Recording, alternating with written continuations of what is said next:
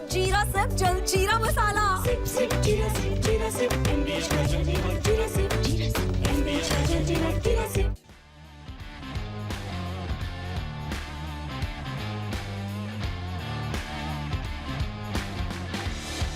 नमस्कार, स्पोर्ट्स 9 में आप सभी का स्वागत है। मैं हूं शिवेंद्र, मेरे साथ है मेरे सहयोगी कुणाल और साथ ही साथ भारतीय टीम पहुंच चुकी है बर्मिंघम। लीड्स में जिस तरह से अप्रत्याशित हार भारतीय टीम को देखने को मिली, उसके बाद जो दो खिलाड़ी आपको हमारी वीडियो वॉल पर दिखाई दे रहे हैं, यानी कुलदीप यादव और जसप्रीत बुमराह, इनको लेकर काफी चर्चा है। और इस चर्चा में सिर्फ भारतीय टीम के खिलाड़ी या भारतीय टीम के सपोर्ट स्टाफ के लोग ही शामिल नहीं हैं, बल्कि कई सारे पूर्व दिग्गज खिलाड़ी भी इस चर्चा में शामिल हैं। इन सब पर बातचीत करेंगे, साथ ही साथ आपको ये अपडेट भी बताएंगे कि भारतीय टीम किस तरह से लीड्स से बर्मिंघम पहुंची। इसी अपडेट के साथ शो की शुरुआत करते हैं। भारतीय टीम बर्मिंघम पहुंच चुकी है। बुधवार को भारतीय समय के हिसाब से अगर बात की जाए तो देर शाम को, अपडेट दिखा दें, देर शाम को भारतीय टीम पहुंची। और अगर लंदन के समय के हिसाब से बात की जाए तो तकरीबन शाम को ही भारतीय टीम वहां पर बस से पहुंच गई बर्मिंघम। 2 जुलाई से खेला जाना है ये सीरीज का दूसरा टेस्ट मैच। 5 मैच की सीरीज में इंग्लैंड की टीम 1-0 से आगे है। और अब एक बड़ा अपडेट जो है वो ये भी है बीते दिन का कि हर्षित राणा जो टीम में तेज गेंदबाज के तौर पर शामिल किए गए थे, उनको रिलीज कर दिया गया है स्क्वाड से। वो लीड्स से जब भारतीय टीम बर्मिंघम के लिए रवाना हुई तो उस टीम के साथ हर्षित राणा नहीं थे, तो वो अब वापस लौटेंगे। उनको रिलीज कर दिया गया है भारतीय टीम से, जो टीम इस वक्त लंदन में इंग्लैंड में है, जहां पर 5 टेस्ट मैचेस की सीरीज खेली जानी है और पहला टेस्ट मैच भारतीय टीम गंवा चुकी है। बातें करेंगे कुणाल, बहुत सारी बातें हैं करने के लिए जी, लेकिन पच तो अब भी नहीं रहा है। 800 से ज्यादा रन, 5 टेस्ट शतक, और उसके बाद भी हाथ क्या लगा, हार।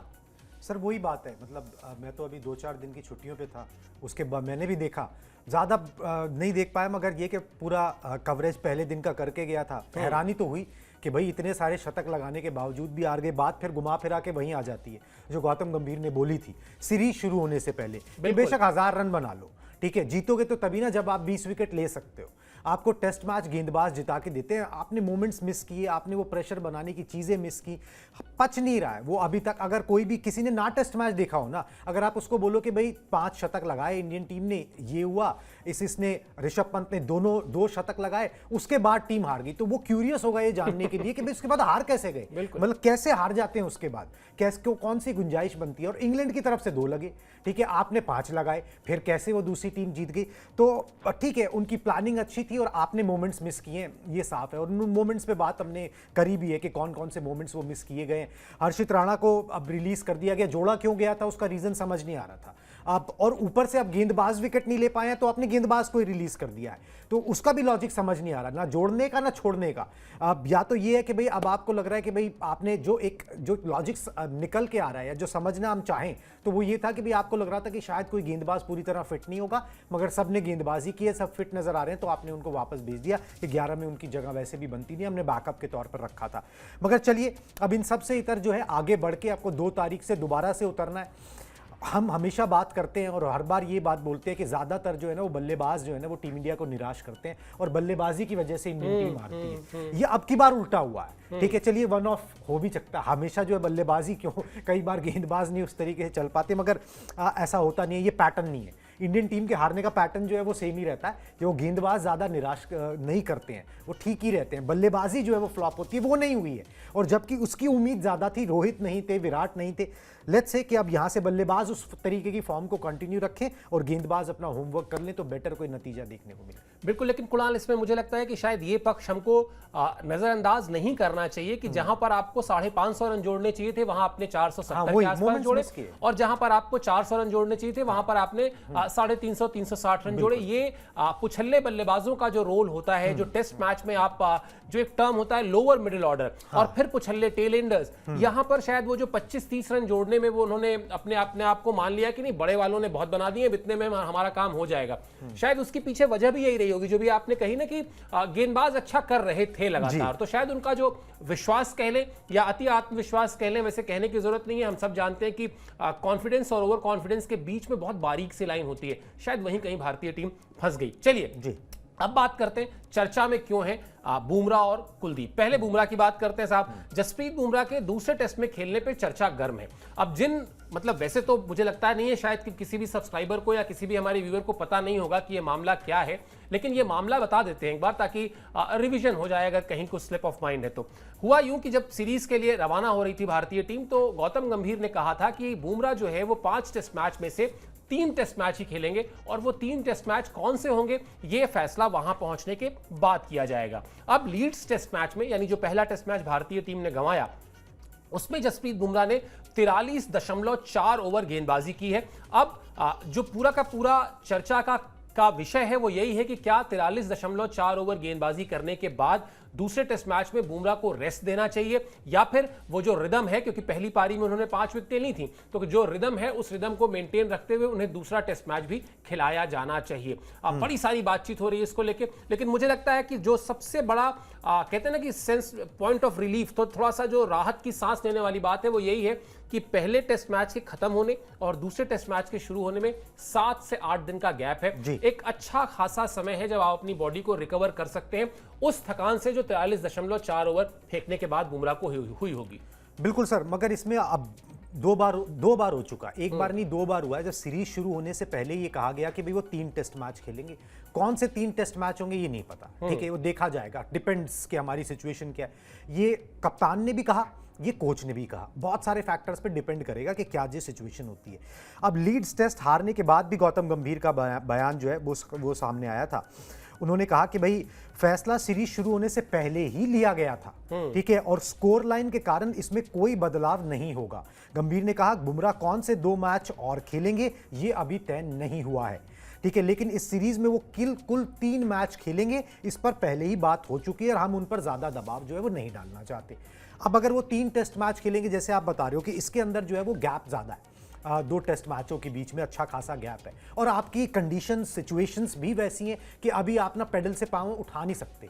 अभी आप देखो कि हमने बताया कि भाई बुमराह ने दूसरी पारी में कोई विकेट नहीं लिया, उसके बाद भी वो टीम इंडिया की तरफ से सबसे ज्यादा विकेट लेने वाले गेंदबाज थे, क्योंकि उन्होंने पहली पारी में 5 लिया था, 5 किसी और ने लिए नहीं, तो उनकी इंपॉर्टेंस बहुत ज्यादा है।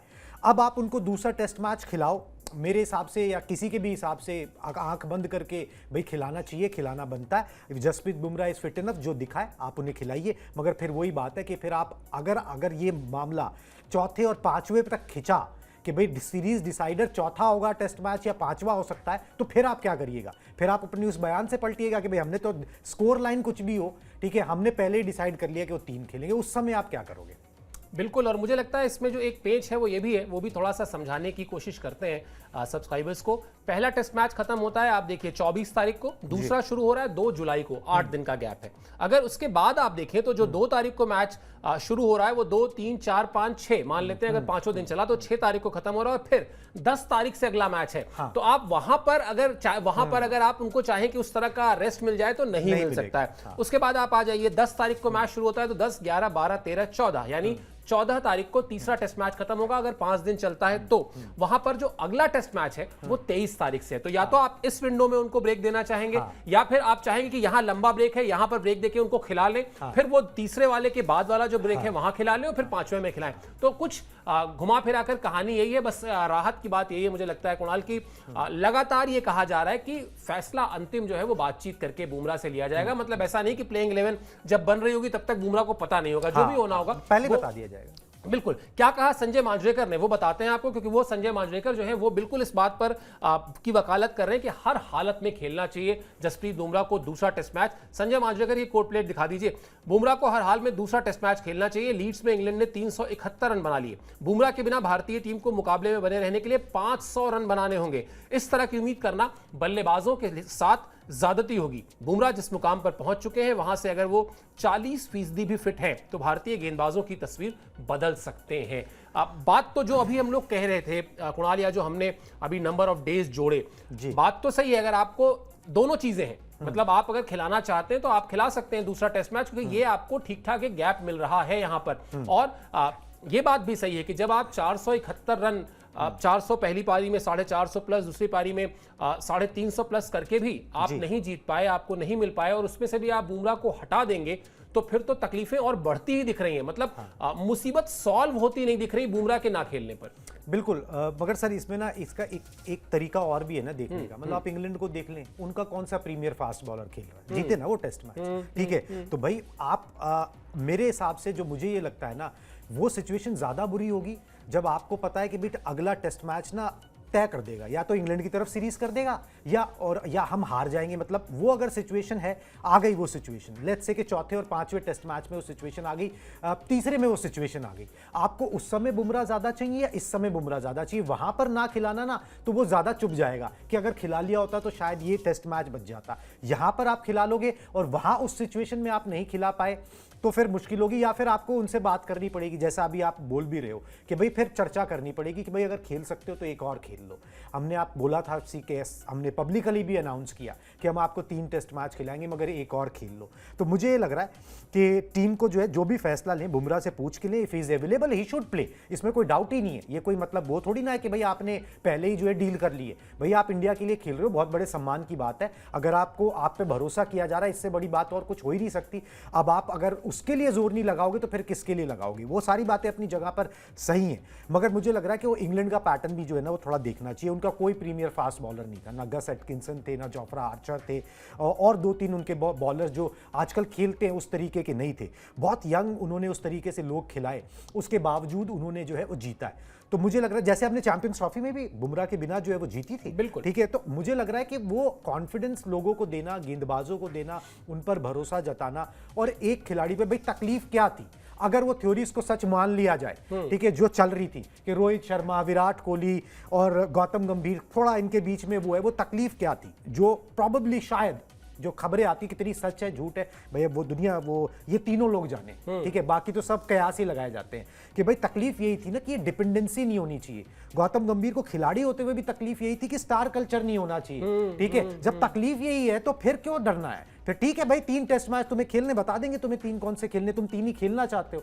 हम तुम्हें 3 खिलाना चाहते हैं, बाकी में हम अपना मैनेज करेंगे, देखेंगे। बाकी लोग भी तो गेंदबाजी करने आए हैं ना, इंडिया के लिए खेलने आए हैं, इंग्लैंड भी जीती, हम भी जीतेंगे, हम सीख रहे हैं, और क्या होगा ज्यादा से ज्यादा, हम नए कप्तान के साथ आए, सीख लेंगे, इससे ज्यादा तो और कुछ नहीं होने वाला। तो मुझे लग रहा है कि ये जो ब्रेव डिसीजंस लिए गए, अब वो नतीजों पर उन ना जाके उन पे टिका रहा जाए। बिल्कुल, और आप जो बात कह रहे हैं उसमें ये भी जोड़ लीजिए कि अभी इसी टेस्ट मैच में ऋषभ पंत के 2 शतकों की बात हुई तो गौतम गंभीर ने कहा अरे भैया 3 शतक और लगे हैं। हाँ। तो वो स्टार कल्चर तो नहीं चाहते वो टीम में, इसमें कोई दो राय नहीं। वो चाहते हैं कि टीम जो है वो पहले टीम हो, उसके बाद फिर उसके जो बड़े नाम हो उन पर चर्चा होती है तो होती रहे, लेकिन सबसे पहले चर्चा होनी चाहिए टीम की। और मुझे लगता है कुणाल शायद बुमराह को लेके जो ये विचार चल रहे होंगे उसकी एक वजह ये भी होगी कि इस टेस्ट मैच के हार के कारणों का जब आप आकलन करने बैठेंगे तो शायद गेंदबाजी तीसरे नंबर पर आएगी। पहले नंबर पर खराब फील्डिंग आएगा, जहां आपने पहली पारी में 190 रन ज्यादा दिए, जो जीवन दान दिया गया इंग्लैंड के प्लेयर्स को, वो 190 रन बना करके। फिर उसके बाद नंबर 2 पर आएगा आपके पुछल्ले बल्लेबाजों का खराब परफॉर्मेंस, क्योंकि वहां पर उन्होंने 25 रन 30 रन के बीच में 5-5 6-6 विकेट गिरे। तो वो जो गेंदबाजी है शायद वो तीसरे नंबर पर आएगी, और इसीलिए अगर जसप्रीत बुमराह को रिलीज करना भी हुआ या एक मैच में आराम देना भी हुआ तो शायद वो थ्योरी जो कुणाल कह रहे हैं ना कि हम सोच के आए थे कि भाई 3 खेलने, अब कौन से 3 खेलने वो तय कर लेते हैं, तो ये भी हो सकता है। चलिए गौतम गंभीर की जो बात जिसका जिक्र अभी कुणाल कह रहे थे वो आपको दिखाते भी हैं एग्जैक्टली उन्होंने कहा क्या। सीरीज में जाने से पहले वो ये कहकर गए थे और अब भी इस बात पर कायम है, हमारे लिए बुमराह के वर्कलोड को मैनेज करना बहुत जरूरी है, अभी बहुत क्रिकेट बाकी है। हम अच्छी तरह जानते हैं कि बुमराह के टीम में होने का मतलब क्या है। इस दौरे पर आने से पहले ही हमने तय किया था कि बुमराह 3 टेस्ट मैच खेलेंगे, ये देखना होगा कि उनका शरीर किस तरह का बर्ताव करता है। अभी हमने तय नहीं किया है कि बुमराह को अगले 2 टेस्ट मैच कौन से खेलने हैं। तो ये कहानी है जी जसप्रीत बुमराह के खेलने या ना खेलने को लेकर, और कई बार मुझे लगता है कि शायद चलिए कम से कम क्लैरिटी है कोच के दिमाग में और टीम मैनेजमेंट के दिमाग में कि हम बहुत ज्यादा अपनी स्ट्रैटेजीज को ना, जैसे कल उन्होंने मैच में हारने के बाद भी ये बात कही कि भाई ये बॉलर्स जो हैं किसी के पास 4 मैच का एक्सपीरियंस है, किसी के पास 2 मैच का एक्सपीरियंस है, और हर मैच के बाद अगर हमने इनका आकलन करना शुरू कर दिया तो फिर तो ये सीख चुके। तो हर मैच के बाद अगर आपने अपनी स्ट्रैटेजी को चेंज करना शुरू कर दिया तो फिर आप जीत चुके। इसलिए भी शायद अगर ये स्ट्रैटेजी है कि 3 मैच खेलने हैं, इस पर चर्चा हो चुकी है, इस पर फाइनल डिसीजन हो चुका है, बातचीत हो चुकी है, तो फिर आप उस पर स्टिक करें। और अभी तक कम से कम, आगे नहीं पता, आगे भगवान जाने क्या हो, लेकिन अभी तक कम से कम गौतम गंभीर का यही कहना है कि ठीक है पहले मैच का नतीजा भले ही हमारे पक्ष में गया लेकिन खेलेंगे खेलेंगे वो 3 मैच ही, और उसके लिए देखा जाएगा कि उनका बॉडी जो है, उनका शरीर किस तरह से उनका साथ दे रहा है, किस तरह से वो अपने वर्कलोड को मैनेज कर रहे हैं। चलिए अब बात कर लेते हैं कुलदीप यादव की, क्योंकि सबसे ज्यादा चर्चा अगर जसप्रीत बुमराह के बाद किसी खिलाड़ी की है तो वो कुलदीप यादव की। कुलदीप यादव को लेकर चर्चा क्या है? चर्चा बहुत सीधी सी है कि साहब उनको प्लेइंग 11 में खिलाया जाए, इसकी वकालत शुरू हो चुकी है। कई दिग्गजों ने कहा कि अगला टेस्ट मैच कुलदीप यादव को खेलना चाहिए। अब ये दिग्गजों के नाम आपको बता देते हैं। साहब वेंगसरकर हैं, मांजरेकर हैं और हरभजन सिंह हैं। तीनों भारतीय क्रिकेट का बड़ा नाम है, तीनों भारतीय क्रिकेट के मजबूत नाम है, और इन तीनों को लगता है कि कुलदीप यादव के खेलने से भारतीय गेंदबाजी जो है वो मजबूत होगी। अब तक 13 टेस्ट मैच खेले हैं कुलदीप यादव ने, और इन 13 टेस्ट मैचेस में उनके नाम 56 विकेट यानी 56 विकेट जो है वो ले चुके हैं। एक अलग किस्म के कॉन्फिडेंस में हैं इन दिनों, और उससे बड़ी बात यह है कि एक अलग किस्म की वैरायटी लेकर आते हैं और बहुत जिगर से गेंदबाजी करते हैं। आप उनको T20 फॉर्मेट में भी गेंदबाजी करते देखेंगे तो आप ये समझ जाएंगे कि वो डरते वरते नहीं है गेंदबाजी में। चौके छक्के खाने से वो बल्लेबाज को चैलेंज करते हैं कि आओ मुझे मारो और उसके बाद फिर गलती करोगे तो मैं विकेट लूंगा। तो इस अप्रोच के साथ अगर वो टेस्ट मैचेस में उतरते हैं तो भारतीय टीम के लिए कितना फायदा होगा, इस पर बातचीत करें। उससे पहले आपको बताते हैं दिलीप वेंगसरकर ने कहा क्या। दिलीप वेंगसरकर की एग्जैक्ट जो कोट है वो आपको बताते हैं। कुलदीप यादव को अगला टेस्ट मैच खेलना चाहिए। 4 तेज गेंदबाजों के साथ मैदान में उतरने का कोई मतलब नहीं है। शार्दुल ठाकुर या प्रसिद्ध कृष्णा में से किसी एक को कुलदीप यादव के लिए जगह बनानी चाहिए। अब यहां पर थोड़ा सा पिछले मैच का स्टार्ट्स भी आपको बताता हूं कुणाल। पिछले मैच में मोहम्मद सिराज और जसप्रीत बुमराह, इन्होंने एक ने 3 की रन रेट इकोनॉमी से रन दिए थे, दूसरे ने लगभग 4 की इकोनॉमी से रन दिए थे। लेकिन प्रसिद्ध कृष्णा और शार्दुल ठाकुर में जब आप जाएंगे तो प्रसिद्ध कृष्णा का इकोनॉमी जो था वो 5 से ज्यादा का था और शार्दुल ठाकुर का 6 से ज्यादा का था। विकेट जरूर लिए उन लोगों ने दूसरी इनिंग में, लेकिन वो विकेट लेना कोई बहुत ज्यादा फायदे, मतलब वो जिसको कहते हैं ना कि बहुत क्षणिक खुशी, थोड़ी देर की खुशी थी वो, जब वो 2 wicket back to back Shardul Thakur ने लिए और उसके बाद लगा कि शायद भारतीय टीम मैच में वापसी कर लेगी। सच्चाई ये है कि भारतीय टीम वहां पर ड्राइविंग सीट पर थी ही नहीं। ड्राइविंग सीट पर उस वक्त वहां पर इंग्लिश टीम थी और इसीलिए उसको जीत भी मिली। तो शार्दुल ठाकुर या प्रसिद्ध कृष्णा में से किसी एक को माइनस कीजिए और कुलदीप यादव को लेकर आइए। लॉजिकल तो लगता है सर, लॉजिकल इसलिए भी लग रहा है क्योंकि आप हार गए हो। हाँ, ठीक है, सीधी सी बात तो यही है। अगर आप जीत गए होते तो शायद ये चर्चा नहीं होती। बिल्कुल, ये चर्चा ही नहीं होती, सब कुछ सही लग रहा होता। मतलब अब ये राजनीति तो है नहीं जहां पर आपने ये बोल दिया कि जी कुछ भी कर दिया, दाएं बाएं बाएं साएं कुछ भी कर दिया, मिडिल लेन भी होती है यहाँ पर, जी कुछ भी होता है। यहाँ पर तो या तो जीत होती है या हार होती है। ठीक है, अब वो जीत और हार के बाद जो है ना वो चीजें बदल जाती हैं। अब जी अगर हार हुई है तो फिर हर चीज क्वेश्चन मार्क हो जाती है कि ये क्यों किया, वैसे क्यों नहीं किया। अब आपके पास जो भी पॉसिबल चीजें बचती हैं उसमें से एक लॉजिकल चीज ये निकल के आती है कि भाई कुलदीप एक आपके फुल टाइम स्पिनर टाइप है। ठीक है, जडेजा ऑलराउंडर है, उनकी गेंद उतनी स्पिन भी नहीं होती है। कुलदीप वैरायटी लेकर आते हैं, तो आप उनको अंदर रखिए अगर आपके पास वो अवेलेबल है। पॉसिबली वो शायद अगर क्रूशल मौकों पर 1-2 विकेट निकालने जिसके वो कैपेबल हैं, ठीक है, तो चीज़ें कुछ बदल सकती हैं। तो ये भी करके देखा जाए। कोई भी, जितने भी दिग्गजों ने ये बात बोली है सही बोली है कि आपके पास जो रिसोर्सेज हैं वह आपको वो सारे अप्लाई करके देखने चाहिए। कोई फिर बाद में ये ना रह जाए कि हमने ये नहीं करके देखा, हमने वो नहीं किया। मगर जहाँ पर कुलदीप यादव का सवाल है, अगला टेस्ट मैच हमने लॉर्ड्स में खेलना है। अब डिपेंड तो ये करता है ना कि भाई आप कहां पर खेल रहे हो। एक बात तो ये हो गई कि भाई चलो आपको रखना चाहिए, कहां पर खेल रहे हो। अब लीड्स में खेल रहे हो जहां तेज गेंदबाजों की चलती है, तो वहां पर ये लॉजिक नहीं बनता था, इसलिए नहीं रखा गया। लॉर्ड्स में खेल रहे हो, थोड़ा बहुत स्पिनर्स वहां पर प्ले में आते हैं, तो आप कुलदीप यादव को रख सकते हो, रखना चाहिए। मगर कुलदीप यादव ने जो आपने स्टैट्स बताए, जो उन्होंने विकेट झटके हैं, बड़े अच्छा उनका आंकड़े भी हैं। इंग्लैंड में एक टेस्ट मैच उन्होंने खेला हुआ है, एक भी विकेट नहीं मिला था उनको। बर्मिंघम में खेलेंगे पहले, लॉर्ड्स में तो तीसरा मैच खेलेंगे। अच्छा, ओके, हाँ, बर्मिंघम में, सॉरी, हाँ, तो बर्मिंघम की चर्चा हो रही है। हाँ, तो बर्मिंघम में, तो वहां पर भी आप खिला सकते हो। मगर ये कि भाई आप ये कोशिश करके देख सकते हो, मगर इससे भी बहुत ज्यादा उम्मीदें लगानी नहीं चाहिए। ठीक है, मतलब जब आपने ये उम्मीद नहीं लगाई, जब शुभमन गिल ने बयान दिया, जबकि भाई मैंने पूछा, चीफ सेलेक्टर से पूछा, मैंने कोच से पूछा कि भाई मुझसे क्या एक्सपेक्टेशन है, तो उन्होंने बोला भाई तुमसे ऐसी कोई एक्सपेक्टेशन नहीं है जो तुम पूरी ना कर सको। ठीक है तो हमने कोई किले नहीं बांधे हुए कि तुम जाओगे और जो विराट कोहली नहीं कर पाए, जो रोहित शर्मा की कप्तानी में नहीं हो पाया, वो तुम जाके कराओगे। ठीक है, तुम 18 साल के बाद जो है जीत दिला दोगे वो। मगर उन्होंने बोला कि भाई मेरे को खुद से तो एक्सपेक्टेशन है ना मुझे कप्तान बनाया गया है, मैं टीम का खिलाड़ी हूं, मैं एक बल्लेबाज हूं, मुझे खुद से एक्सपेक्टेशन है। वैसे ही आप कुलदीप यादव को खिलाइए, अपने जो चेंजेस बनते हैं वो एक आधा चेंजेस आप कर सकते हैं, जो आपने आंकड़े गिनाए किसी एक की जगह कुलदीप यादव को जो है वो दी जा सकती है, आप ऐसा कर लीजिए। मगर इसका दूसरा साइड सोचने का ये भी है कि भाई आप रेड्डी को क्या नहीं लोगे, मतलब आपकी जो बल्लेबाजी जो है, जो आपको हमेशा लगता है कि भाई कम रन बनाती है, ठीक है, कम रन बनाती है, आपको जितने बल्लेबाज हो उतने कम लगते हैं, आपको गेंदबाज भी वही अच्छे लगते हैं जो बल्लेबाजी कर सके।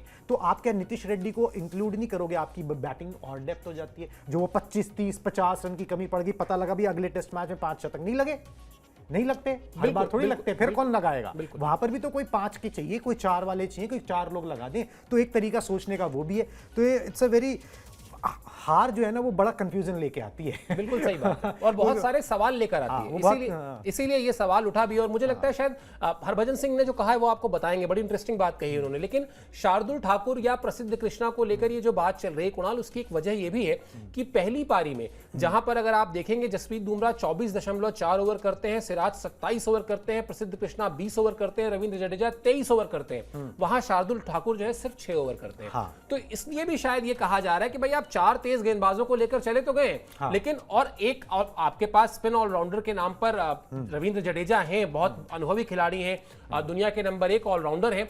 बावजूद इसके एक अगर स्पेशलिस्ट स्पिनर आपके पास होगा जो विकेट टेकिंग एबिलिटीज जिसके अंदर हो तो शायद बेहतर हो। लेकिन इस बात से मैं आपकी 100% सहमत हूं कि ये सारा जो चर्चाएं हैं वो होती ही ना अगर रिजल्ट जो है भारतीय टीम के पक्ष में आया होता, बल्कि बात तब ये हो रही होती कि विनिंग कॉम्बिनेशन में बदलाव क्यों किया जाए। बिल्कुल। चलिए, अच्छा, एक चीज सर मैं इसमें ऐड ऑन कर दूं, बस ये कि देखिए होता क्या है ना, अब आप ट्रेडिशनली मत जाइए। अब ये जो टीम है, जो इंग्लैंड की टीम है, इसने फर्स्ट टेस्ट मैच से पहले भी ना फ्लैट विकेट बनवा दी, जबकि लीड्स में इतनी फ्लैट होती नहीं है, ठीक है। तो आप यही एक्सपेक्ट करिए इस टीम से। और अब आपको जो टेस्ट मैचेस देखने को मिलेंगे कि प्रोबेबली आप उस हिस्ट्री पे मत जाइए कि उस वेन्यू का हिस्ट्री क्या है, आपको फ्लैट से फ्लैट विकेटें देखने को मिलेंगी जहां पर बल्लेबाजों का रोल ज्यादा रहेगा, गेंदबाजों का कम रहेगा। जो शार्दुल ठाकुर आप बता रहे हो कम गेंदबाजी, स्विंग ही नहीं है। जब स्विंग उस तरीके का नहीं मिल रहा है तो शार्दुल ठाकुर किस तरीके से कारगर होगा? वो 150 तो डालता नहीं है, ठीक है। तो अब ये सारी चीजें जो है ना मैटर करती हैं। अब आपको इसमें यही सोचना है, जो आप जैसे हम बात कर रहे हैं कि भाई या तो हम ऐसे जाए जिसको विकेट से कोई मतलब नहीं, जैसे कि बुमराह एक ऐसे गेंदबाज है जिसको विकेट से मतलब नहीं, वो अपनी स्किल दिखाई देते हैं। कुलदीप भी उस तरीके के गेंदबाज है, आपको वो चाहिए? या फिर आपको ये लग रहा है कि भाई अभी तो 5 शतक लग गए, अब अगले में पता नहीं 5 लगे कि नहीं, हम नीतीश कुमार रेड्डी को रख लें। बिल्कुल सही बात है। और हरभजन सिंह ने शार्दुल ठाकुर को लेकर जो कहा है, अभी हम आपको दिखाएंगे भी, वो इस बात को और मजेदार बनाता है। दिखाइए हरभजन सिंह का कोट प्लेट जिसमें वो वकालत तो कर रहे हैं। अब दबाव भारतीय टीम पर है क्योंकि वो 0-1 से पीछे है। इस हार से सबक लेकर आगे बढ़ने की जरूरत है। मुझे लगता है कि अगले मैच में कुलदीप यादव को मौका दिया जाना चाहिए। अगर वो प्लेइंग 11 में चुने जाते हैं तो भारत के पास विकेट लेने के विकल्प बढ़ेंगे। सवाल यह है कि वो किसकी जगह खेलेंगे, शायद शार्दुल ठाकुर की। मैं पहले भी कह चुका हूं कि शार्दुल ठाकुर को और ज्यादा गेंदबाजी कराई जानी चाहिए। उन्हें मैच में तब गेंदबाजी के लिए लाया गया जब 100-120 रन ही रह गए थे। उन्हें पूरा मौका मिलना चाहिए। अगर आप उन्हें एक ऐसा बल्लेबाज मानते हैं जो थोड़ी बहुत गेंदबाजी भी कर सकता है तो ये गलत है। असल में वो ऐसे गेंदबाज हैं जो थोड़ी बहुत बल्लेबाजी भी कर सकते हैं। अब ये लाइन जो है ये बड़ा एक नई डिबेट क्रिएट कर देगी। जो भी आप कह रहे हैं ना, सबसे पहली बात आप हार गए। ऐसे ही सवाल आपके सामने 4 लेकर आप गए थे, 40 और आ गए जी कि अब ये खिला लें या वो खिला लें, बैटिंग और डेप्थ कर लें। हमको अब पिच का जो आपने कहा, जैसे कि लीड्स में विकेट मिली जो बिल्कुल ऐसा लग रहा था कि रन बनाने के लिए बनी हो, वैसी ही विकेट मिल गई तो क्या करेंगे? तो पहले से अगर 4 डाउट थे तो इस हार ने उस 4 को 40 कर दिया है। अब उसमें हरभजन सिंह का ये कहना कि भैया आप उनको प्राइमरली जो है वो गेंदबाज की तरह से ट्रीट करें, बैटिंग भी कर सकते हैं। शायद अप्रोच ये है कि वो बैटिंग करते हैं, गेंदबाजी भी कर सकते हैं। तो ये एक और इंटरेस्टिंग डिबेट है। कुल मिला जुलाकर मुझे लगता है कि शायद जो चर्चा अभी हम लोग कर भी रहे थे, कप्तान के तौर पर शुभमन गिल को और कोच के तौर पर गौतम गंभीर को, मुझे लगता है शायद इस पूरी बहस का जो निष्कर्ष निकालना चाहिए वो अब बर्मिंघम की विकेट को देखकर, टीम के खिलाड़ियों के तालमेल को देखकर, उनके रिदम को देखकर निकालना चाहिए। लीड्स का जो रिजल्ट रहा उसको अगर आपने दिमाग से निकाल कर ये प्लेइंग 11 चुना तो शायद ज्यादा बेहतर होगा। बिल्कुल जी। और आपको ना बेसिक्स ठीक रखने पड़ेंगे। आपने विकेट देखी, जो एक होता है, आप गए, आपने विकेट देखी, उस विकेट के लिए आपके पास जो बेस्ट 11 है आपने उनको चुना, ये तरीका होना चाहिए। अब आपने शार्दुल ठाकुर को जो है वो टीम में चुना। अब आपको इस पूरे दौरे पर मुझे लगता है ये देखने को मिलेगा कि वो उस तरीके से आपकी उम्मीदों पर खरे नहीं उतर पाएंगे जिस तरीके से आप उम्मीद कर रहे हो। आपने उम्मीद लगाई क्यों थी? उम्मीद लगाई इसलिए थी, वो ऐसा नहीं कि वो नीतीश कुमार रेड्डी से ज्यादा स्किलफुल आपको नजर आते हैं। आपने उम्मीद इसलिए लगाई थी क्योंकि उन्होंने इंग्लैंड में पिछले दौरों पर बेहतर प्रदर्शन किया है, मगर उस समय वो पिचेस उस तरीके से बिहेव करती थी जो उनका एक्चुअल नेचर है। अब जो होम बोर्ड है, जो होम टीम है, वो उस तरीके की पिचेस चाहते नहीं है। दो कारण है उसके। एक तो वो खुद जो है ज्यादा से ज्यादा रन बनाकर जीतना चाहते हैं, तेजी से रन बनाकर जीतना चाहते हैं, जो उनकी स्ट्रैटेजी सफल भी रही है। दूसरा, उनके पास उनके प्रीमियर फास्ट बॉलर्स नहीं है। अगर वो फिर दूसरों को क्यों वो एडवांटेज दे दें उस तरीके की पिच का? तो ये कुछ कारण इस तरीके के हैं। अब इस सारी कंफ्यूजन के अंदर ना आपको वही करना चाहिए जो होता है कि भाई आप गए, आपने देखा पिच किस किस्म की है, उसको सूट करते हुए जो आपके पास बेस्ट 11 है आप उनको खिला लीजिए, उनसे बेस्ट निकलवाने की कोशिश कीजिए। कंफ्यूजन आपके दिमाग में होगा, कोच के मन में होगा, कोच के दिमाग में होगा। उसको जितना अंदर रखा जाए, जितना बाहर ना निकाला जाए, उतना ज़्यादा अच्छा होगा, because it's a young team.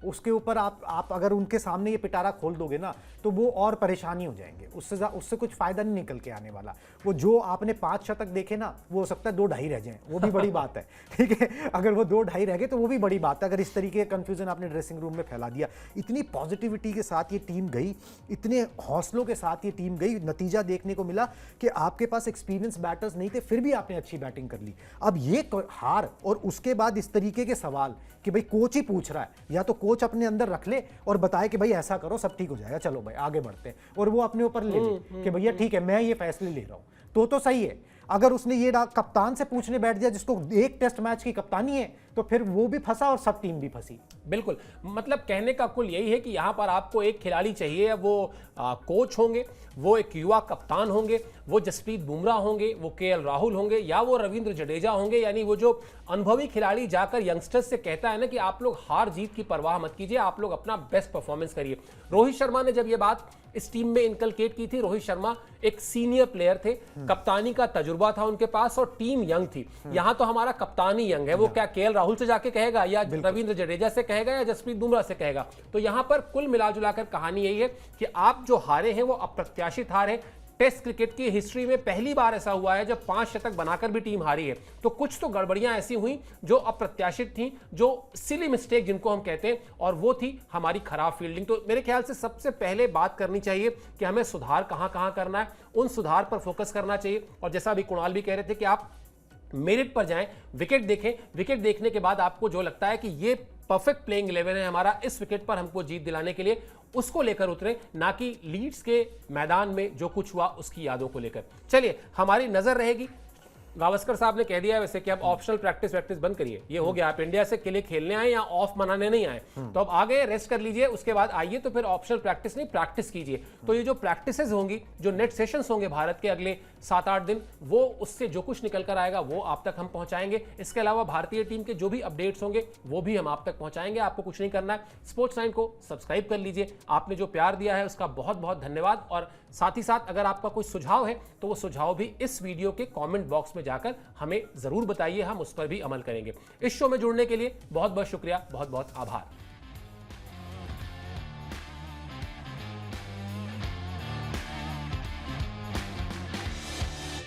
ये है सीक्रेट रेसिपी MDH का जीरा सिप जलजीरा मसाला। सिप सिप जीरा सिप